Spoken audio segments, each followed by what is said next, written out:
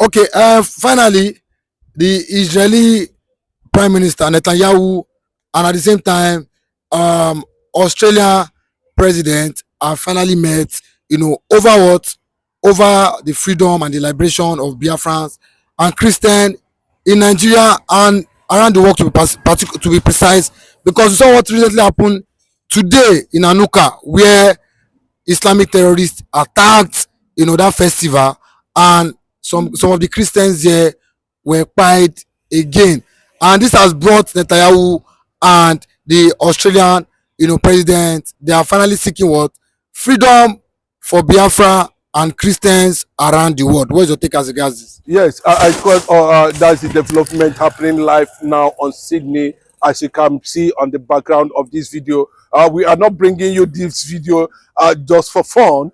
We are bringing you video for you to have, an opposite of what is happening in Nigeria, and why Nigeria should be disintegrated from, should be separated from these jihadist, attacks and killings of Christians that has been witnessed now in Australia, Sydney precisely, when the Jews in Australia are celebrating Hanukkah.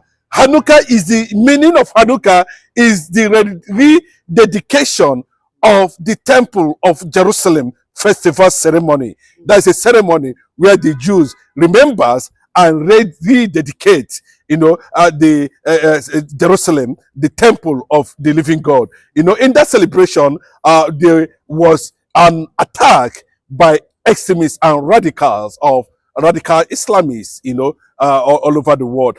We don't know the very particular group that has been linked to that, whether it is ISIS or that. If you can look at, in Australia, in Syria too, there was an attack on the US soldiers and all that, by the same group of people. So they timely engaged the Jews and the Christians, in that festival and opened fire.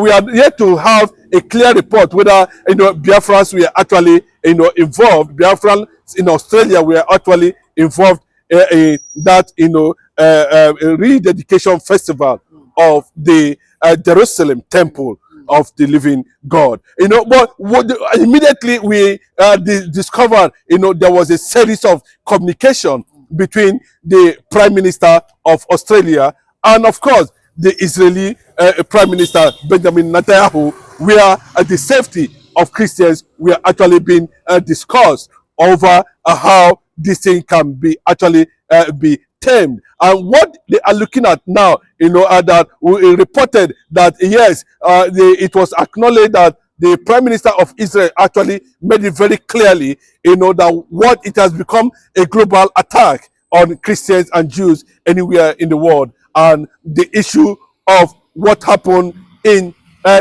Sydney, where terrorists, engaged in a shooting in Sydney, where a lot of people would have been believed to have suffered bullets attacks, in that regard. So, and in that communication, what comes to the mind of so many people, and remember that in Australia, precisely, there is a seemingly, significant presence of Biafrans, all over the Australian, territories, especially in Sydney, and that the consciousness of the Australian government knows that this call and agitation for Biafra, given the killings and similar things that is happening in Australia, that is also happening in Nigeria, especially the direct attacks on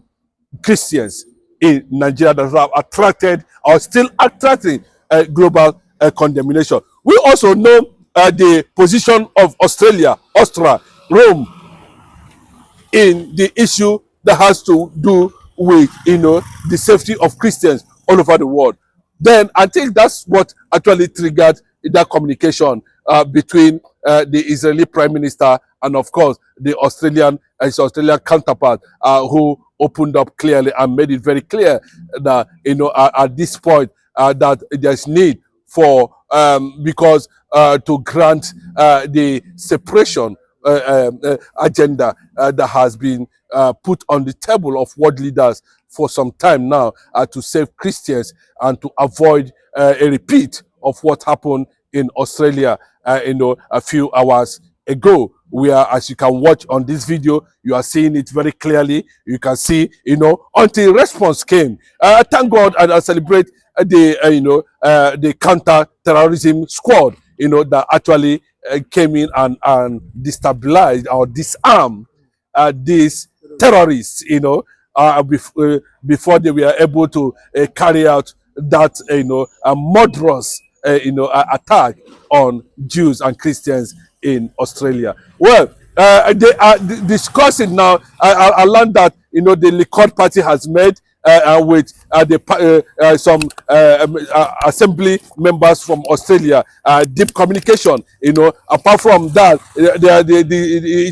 the meeting also got the attention of where they were making similar references to what is happening in Nigeria, how Islamist terrorist attacks are ongoing in Nigeria unchecked, and especially against Christians. And that the only thing they are looking at this point in time, that the world it is time for the world now need to stand up for Christians all over the world now. And there's need, because the world is already focusing on Nigeria now. And maybe that is why the issue of Biafra actually came up. And they are saying, and it is time to get the world to stand up for Christian Biafrans all over the world, and to look into the issue of genocide in Nigeria, and possibly that will likely, be the final resolution, which they agreed that it is time to mount pressure on the restoration and proclamation of Biafra as a sovereign nation.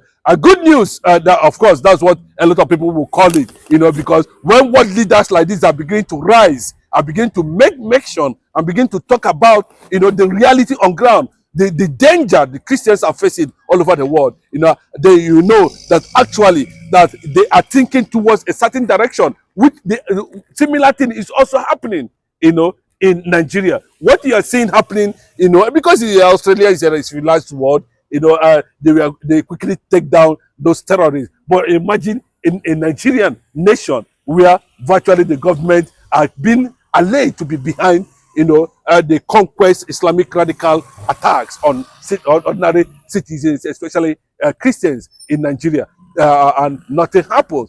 So if they can be taken down in a few minutes of that shooting, imagine what will happen to ordinary Nigerians, Christians who have no protection of the Nigerian government, who it is being alleged that the Nigerian government are the ones who are actually, behind the conquest, just to make sure that Nigeria is actually totally and completely Islamized. So there's rising uproar within these two leaders now, like I mentioned to you, over after the shooting, and they are going to pass a direct message to the UK and to the US government. Of course, the US government is gradually taking a position about the Nigerian situation. But to get the UK government inside, of course, Kestama is also facing crisis over the surge of Islam in UK. But I can tell you now that these two leaders, Benjamin Netanyahu and his Australian counterpart, has taken it upon them that there's need for them to mount solidarity for Biafra at the end of the day. But do you think that this force coming together because of what really happened today? Do you think that because of what really happened today in Australia to be precise, do you think that if they come together and put pressure on the Tinubu's government and the United Nations in particular, do you think that Biafra can be, finally left off the hook? There's need for them to do that, because that is what they are talking about, the safety of Christians in Nigeria. It's not about Nigerian government. They don't need to put any pressure on Nigerian government. All they need to do is to get the relevant, powerful leaders in the world. The United Nations is aware of what is happening in Nigeria, to come together as a force, as a superior force against Nigeria, and that is all, and allowed Donald Trump to issue an executive order recognizing Biafra as a sovereign nation.